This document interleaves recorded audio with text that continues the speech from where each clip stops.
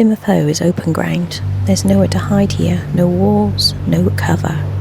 Everything that happened on this land was meant to be seen. Punishments, departures, disasters at sea, nothing concealed, and sometimes, when a place has witnessed enough, it changes. This is Plymouth Hoe. Some places don't tell you they're haunted, you feel it when you arrive. Welcome to Haunted Travels.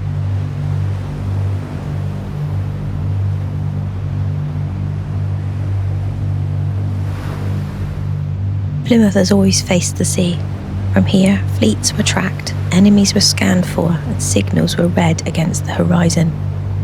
The Hoe was elevated for visibility, not comfort. Long before 1588, when Sir Francis Drake waited here for the Spanish Armada, this ground was already strategic. Waiting can carry its own tension. This was never just a park. This was a vantage point, a warning, and a stage.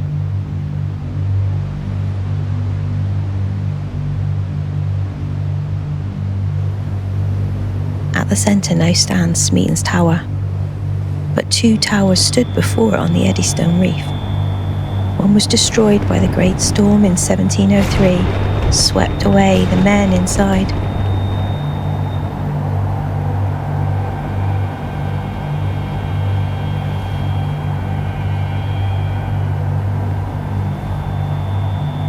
Another burned in 1755. Its keeper later died from injuries sustained in the fire.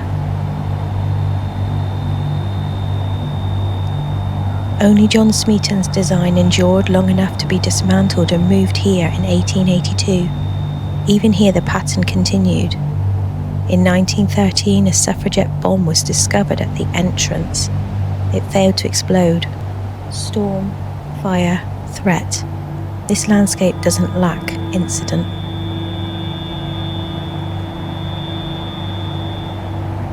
From the Hoe, the water looks calm, but beneath Plymouth Sound lies wrecks, merchant ships, naval vessels, training accidents, wartime losses.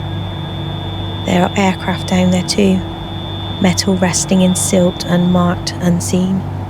Each one once passed through this view, and someone standing here would have watched it disappear.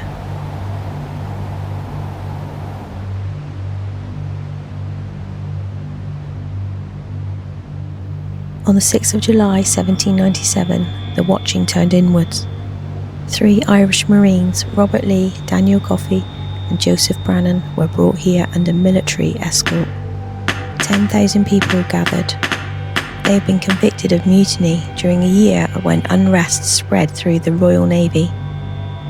The Spithead protest unsettled the Admiralty. The Nore uprising frightened it. Authority felt unstable, and instability demands correction. The trial relied heavily on informers. Men were rewarded for their testimony. What mattered was not only guilt.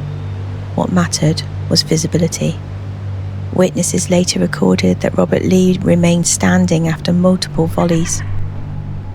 Some believe the soldiers hesitated. Eventually, an officer was forced to bring the execution to an end. The crowd had seen enough. That was the point. From this elevation, sailors in the Sound could see it. From the town, civilians could see it. A warning. Today, a small cross is set in the ground, which marks where they fell. It remains in full view. Most people pass it without even noticing. In recent years, historians have revisited the case. Some now argue the men were not traitors but scapegoats, punished publicly to restore control during a moment of fear. For over 2 centuries, the judgment stood. The ground and their cross still remain. This was not the first execution here. During the Civil War, punishment was carried out on the Hoe for desertion. The elevation was intentional. If you wanted something remembered, you did it here. All of it is visible. All of it is witnessed.